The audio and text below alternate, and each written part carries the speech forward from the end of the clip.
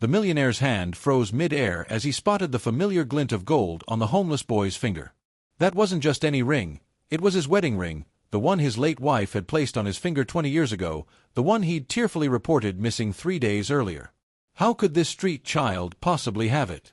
As their eyes met across the busy street corner, neither could imagine how this chance encounter would change both their lives forever. Jackson Miller hadn't always been a millionaire. He'd built his empire from nothing, working 18-hour days after losing his parents at 16. The jewelry business had been his salvation, each gemstone he selected reminding him that beauty could emerge from the harshest conditions. When he met Sarah, it felt like finding the rarest diamond, flawless and irreplaceable. Their wedding day remained etched in his memory. Her radiant smile, the way her hands trembled slightly as she slid the custom-designed ring onto his finger. It was their promise, their forever. But forever had ended too soon when cancer claimed her 5 years ago, leaving Jackson with nothing but memories and the golden band he refused to remove, until it disappeared from his hotel bathroom sink 3 days ago while traveling for business. He'd turned the hotel upside down searching for it, offered a substantial reward, but finally accepted it was gone. Just another piece of Sarah vanishing from his life. The boy couldn't have been more than 12, thin as a rail with clothes hanging off his small frame, dirt smudging hollow cheeks that should have been full and rosy at his age. But his eyes, there was something about those eyes that stopped Jackson in his tracks. They weren't the eyes of a thief. They carried a weight no child should bear. The businessman in Jackson wanted to demand the ring back immediately, to call security or the police. The human in him hesitated. He watched as the boy arranged a pitiful display of handmade bracelets on a cardboard store in front of him, carefully adjusting each one with surprising gentleness. He noticed how the child kept touching the gold band, not with greed, but as if drawing strength from it. Something didn't add up. Jackson took a deep breath and approached, his expensive Italian shoes stopping just inches from the boy's makeshift shop. "That's an interesting ring you have there," he said, trying to keep his voice neutral despite the pounding in his chest. The boy jerked his head up, instinctively covering the ring with his other hand. "It's not for sale," he said quickly, fear flashing across his face. It's my good luck charm." Could there be more to this story than a simple theft? 3 days earlier, Jackson had been rushing through his morning routine at the Grand Plaza Hotel when his wedding ring slipped off his recently weight-reduced finger, circling the bathroom sink before disappearing down the drain. He'd immediately called maintenance, who promised to retrieve it, but hours later reported the ring was nowhere to be found in the plumbing. Jackson had been devastated, offering a $10,000 reward for its return, questioning every hotel employee. The manager had been apologetic but firm. Sometimes items were simply lost. Jackson had finally accepted this painful truth, seeing it as the universe's sign that perhaps it was time to move forward. The naked feeling on his finger tortured him constantly. He never considered that the hotel's plumbing connected to other parts of the building, including the staff changing rooms where Eleanor Davis, a longtime housekeeper battling late-stage cancer, had found the glittering band while washing her hands before her shift. Recognizing its quality and knowing it could secure her son's future after she was gone, she'd made the desperate choice to keep it, the first dishonest act in her otherwise exemplary life.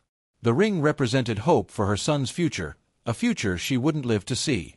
Jackson crouched down, bringing himself to the child's eye level, noticing the flinch as he did so.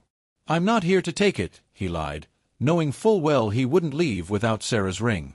"I just wondered where someone your age got such a nice piece of jewelry."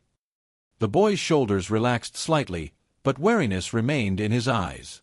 "My mom gave it to me," he said softly, "before she went to the hospital. She said as long as I had it, she'd always be watching over me." Jackson's heart skipped a beat. This wasn't what he expected. His grief-sharpened instincts for detecting lies found none here, just a child's raw pain that mirrored his own. "Your mom," he repeated carefully. "What's her name?" The boy looked down at his hands. "Eleanor," he whispered. "Eleanor Davis." The name meant nothing to Jackson, but the pain in the boy's voice told him everything.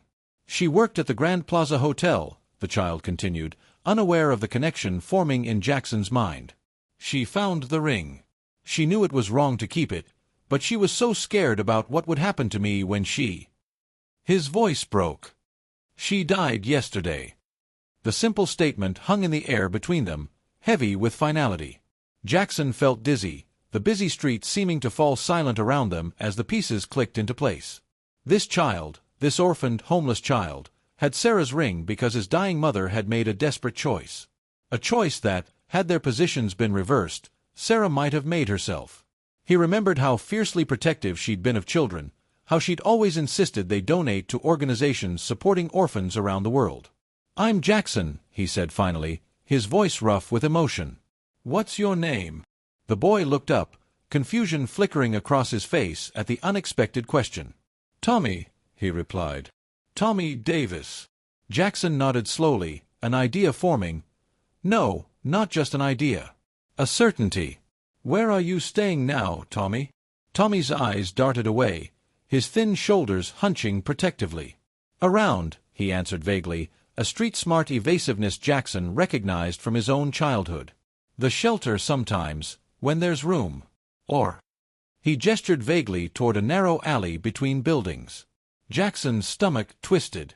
He'd been there himself, decades ago, sleeping in doorways and under bridges after his parents died. The system had failed him too, pushing him into the streets where he'd had to grow up too fast, learn to protect himself, hustle for every dollar. Before Sarah found him. Before she showed him what love could do, how it could heal even the deepest wounds. He looked at Tommy, really looked at him, and saw not just a boy with his ring, but a reflection of his own past. "I knew your mother," Jackson said suddenly, the lie feeling strangely right on his tongue. "We were friends. A long time ago." Tommy's eyes widened in surprise, hope flickering briefly before suspicion returned. "She never mentioned you," he challenged. Jackson nodded thoughtfully. "We lost touch. I moved away, built my business." He paused, choosing his words carefully. "Tommy, that ring your mother gave you, it actually belonged to me once. To my wife and me." He watched the boy's face fall, his hand closing protectively over the band. "She's gone too," Jackson continued gently. "Cancer, like your mom." The shared grief created an instant bridge between them, tears welling in Tommy's eyes. "Are you going to take it back?" he whispered, the fear in his voice breaking Jackson's heart all over again. Jackson knew what the ring meant to him, 20 years of love, of memories with Sarah. But he also understood what it represented to this child, the last gift from a mother who'd sacrificed everything, even her principles, to protect him. "No," Jackson decided, the word surprising even himself. "Your mother gave it to you. It's yours now." Relief flooded Tommy's face, but confusion quickly followed. "Then what do you want?" he asked, the wariness of someone accustomed to adults who always wanted something returning to his eyes.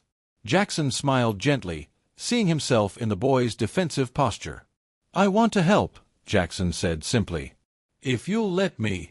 He explained that he owned a jewelry company, that he was always looking for people with good eyes and careful hands like Tommy's, gesturing to the meticulously arranged bracelets.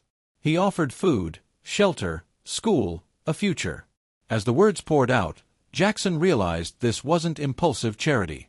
This was what Sarah would have wanted. What she'd been telling him to do for 5 years while he buried himself in work instead of continuing their philanthropic missions. Tommy listened silently, emotions battling across his expressive face. Hope warring with distrust, yearning with fear of disappointment. "Why would you do this for me?"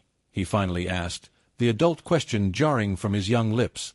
Jackson looked down at his bare ring finger, then at the gold band on Tommy's hand. "Because sometimes the universe works in mysterious ways," he answered. "And I think your mother and my wife would both approve." For the first time, Tommy smiled, a small, tentative curl of his lips that transformed his face from street-hardened to childlike. "Can I keep selling my bracelets too?" he asked. Jackson laughed, feeling lighter than he had in years. The transition wasn't smooth at first. Tommy had spent months caring for his dying mother, then days surviving alone on streets that had taught him harsh lessons. He flinched at kindness, hoarded food in his room, and woke screaming from nightmares.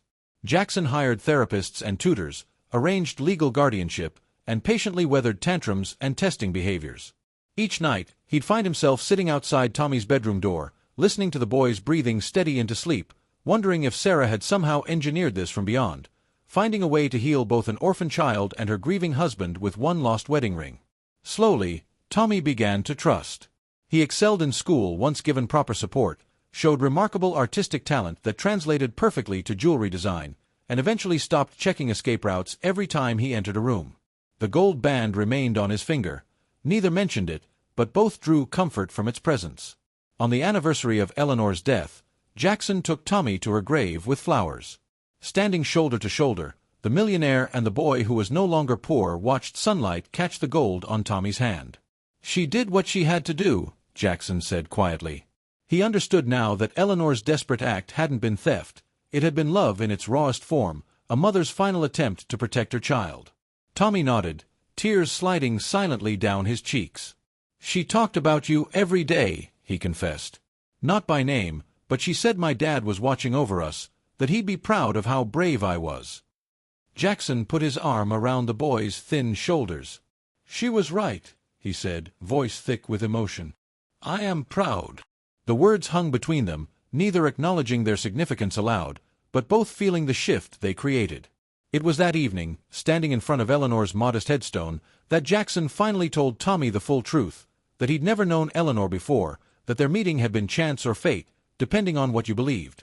He explained about losing the ring, about his grief and anger when it disappeared. Instead of feeling betrayed by the earlier lie, Tommy seemed relieved. "So we found each other by accident?" he asked, a hint of wonder in his voice. "No," Jackson replied firmly. "Some things are too perfect to be accidents." 6 months turned into a year, then 2. Tommy's bedroom walls, once bare, filled with photographs, awards, artwork. The boy grew inches taller, his frame filling out with proper nutrition and regular meals. Jackson found himself laughing again, rediscovering the joy of seeing the world through young eyes. The company flourished as Tommy's designs, inspired by street art and urban resilience, attracted a younger clientele. They created a foundation in Eleanor's and Sarah's names, identifying promising but disadvantaged youth for mentorship in the jewelry trade.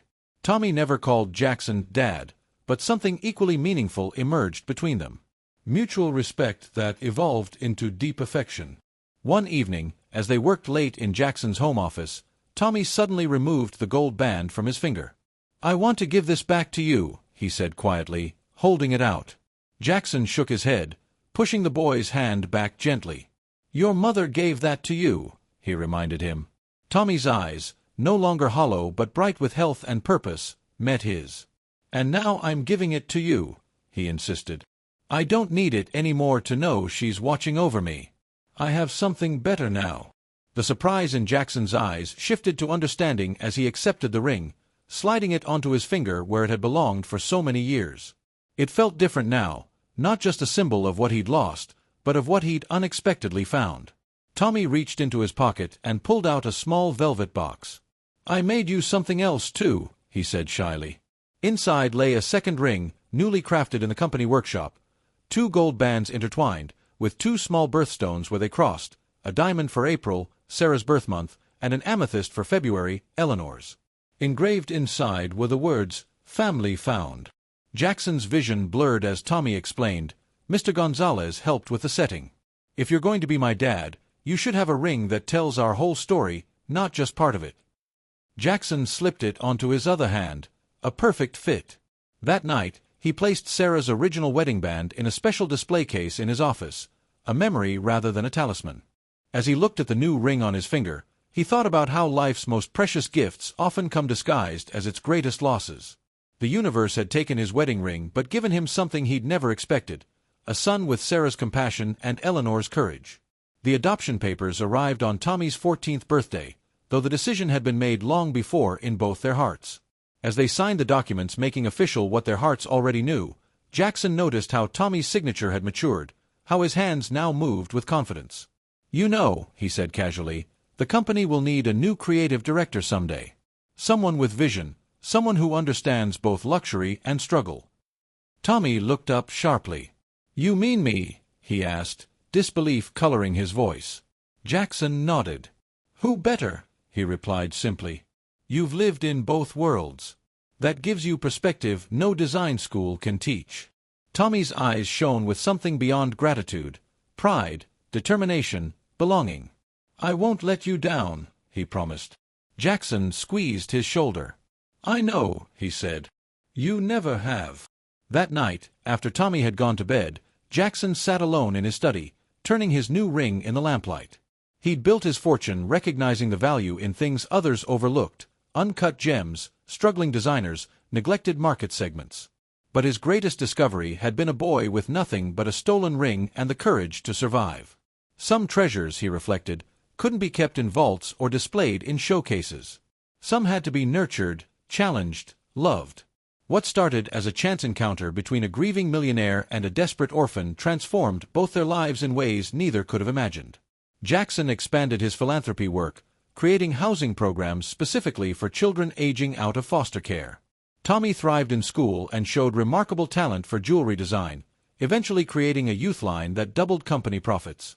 On Tommy's 18th birthday, Jackson revealed a surprise: a trust fund containing half his company shares and the deed to Eleanor's dream house, which he discovered in her personal effects and quietly purchased years earlier. "Your mother gave me the greatest gift when she found my ring," Jackson explained, his voice thick with emotion. "She gave me you."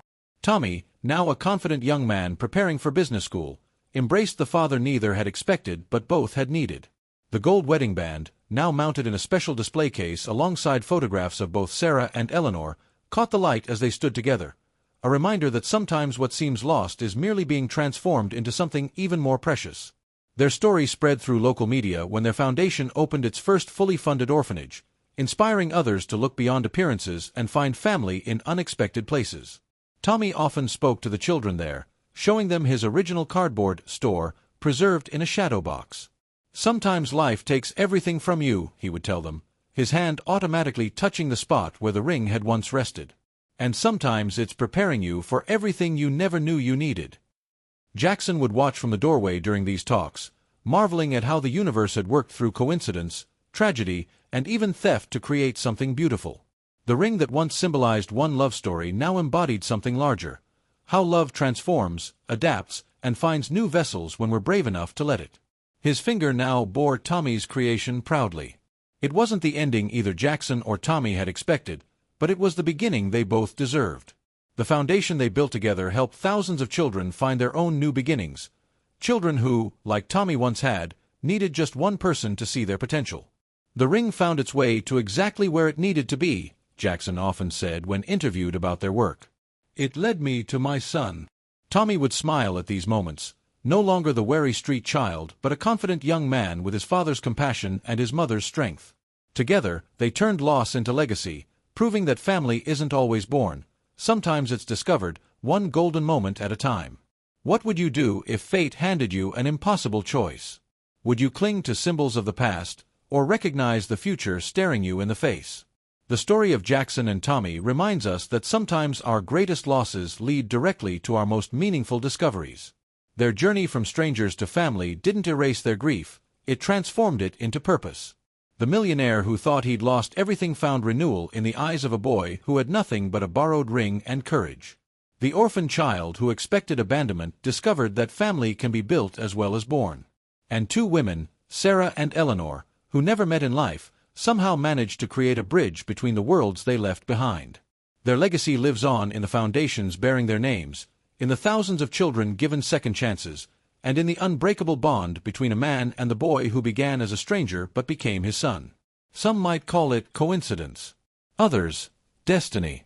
But Jackson and Tommy simply call it family, precious, unexpected, and worth more than all the gold in the world. Have you ever wondered how one moment can completely redirect your life's course? How the universe sometimes conspires to bring exactly what you need, disguised as exactly what you don't want? This story invites you to recognize the potential turning points in your own journey. The moments when loss creates space for new beginnings. The unexpected encounters that might be destiny in disguise. What rings are you holding onto that no longer serve their purpose? What treasures might be disguised as obstacles in your path right now?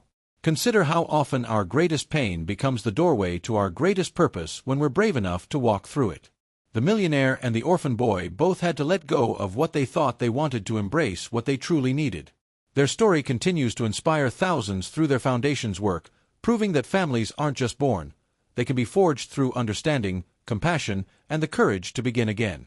The next time you feel something precious has been lost, Remember Jackson and Tommy. Remember that sometimes, what looks like an ending is merely the universe making room for a different kind of beginning. Are you ready to transform your own story? To see the challenges in your life not as punishments but as redirections? To recognize that sometimes what seems stolen is actually being placed exactly where it needs to be? Are you ready to transform your own story? To see the challenges in your life not as punishments but as redirections? To recognize that sometimes what seems stolen is actually being placed exactly where it needs to be? The power to reframe your narrative, from victim to victor, from broken to rebuilding, lies within you, just as it did for Jackson and Tommy. Their journey from strangers to family didn't happen overnight. It required trust, patience, and the willingness to see beyond appearances. What situations in your life might be hiding unexpected blessings? Who have you dismissed that might hold the key to your next chapter? The ring that bound them wasn't just gold, it was courage, compassion, and the choice to see possibility where others might only see loss. Today is your chance to look again at what you thought you knew. To recognize that your story, like theirs, isn't finished yet. The next chapter is waiting to be written. Will you be brave enough to pick up the pen? Subscribe now and turn on notifications to join our community of storytellers and truth seekers. Together, we'll explore more extraordinary journeys that remind us how connected we truly are, and how the end of one story is often just the beginning of a better one.